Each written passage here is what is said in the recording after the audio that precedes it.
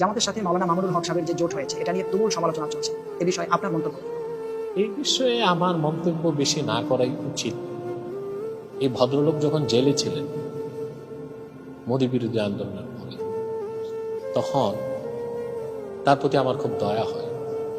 বিশেষ করে তাকে যে মিথ্যা অভিযোগে তার ইমেজকে ক্ষুণ্ণ করা হয়েছিল, তখন তার পক্ষে কোনো ন্যারেটিভ দাঁড় করাবার মতো কোনো লোক আগে হেফাজতে পায়নি।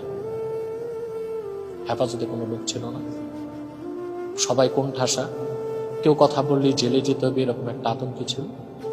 কিন্তু আমি সে সময় এনটিভি এক্সক্লুসিভ, যেটা ইউরোপ থেকে প্রচার হয়, সেখানে সাক্ষাৎকারে তার বিয়ের বিষয়টাকে ব্যাখ্যা করেছিলাম এবং তার পক্ষে যতটুকু দলিল আদিল্লা দিয়ে কথা উপস্থাপন করা দরকার আমি করেছিলাম। এবং সর্বপ্রথম আমি হাসিনা সরকারের কাছে তার মুক্তির ব্যাপারে জোরালো দাবি জানিয়েছিলাম।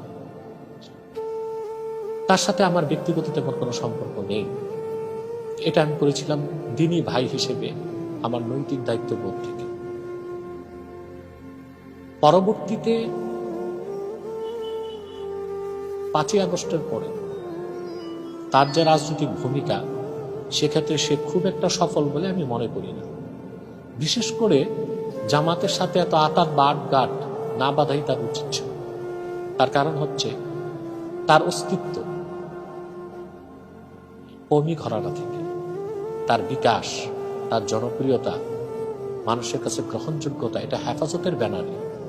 অথবা আমিরে হেফাজতের কিংবা দারুল উলুম দেওবন্দের যে মাসলাক মানহাজ, সেটার বাইরে যে জামাতের সাথে আতাত করাটা তার জন্য সুদূর প্রসারী ক্ষতির একটা কারণ হয়েছে এবং এমন এক ক্ষত সৃষ্টি করেছে তার রাজনৈতিক ক্যারিয়ারে, যেটা খুব সহজে তার পক্ষে সেরে ওঠা সম্ভব হবে না বলে আমি মনে করি। আমি একটা দৃষ্টান্ত দিচ্ছি আপনাকে।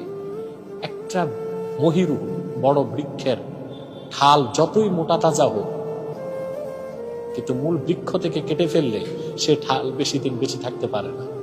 মামুনুল হকের ক্ষেত্রে আমার মনে হয় এই বিষয়টি প্রযোজ্য হয়। অর্থাৎ কওমি ঘরানা, দারুল উলুম দেওবন্দের মানহাজ ও মাসলাক ও মাশরাব থেকে সরে যাওয়াটা তার শুধু তার রাজনৈতিক জীবনের অবসান ঘটাবে না, বরং তার ব্যক্তিত্বকে ধুলার সাথে মিশিয়ে দেবে। এবং এটা তার একটা ভুল সিদ্ধান্ত হয়েছে। আমার মনে হয় তিনি রাজনৈতিকভাবে খপ্পরে পড়ে গেছেন।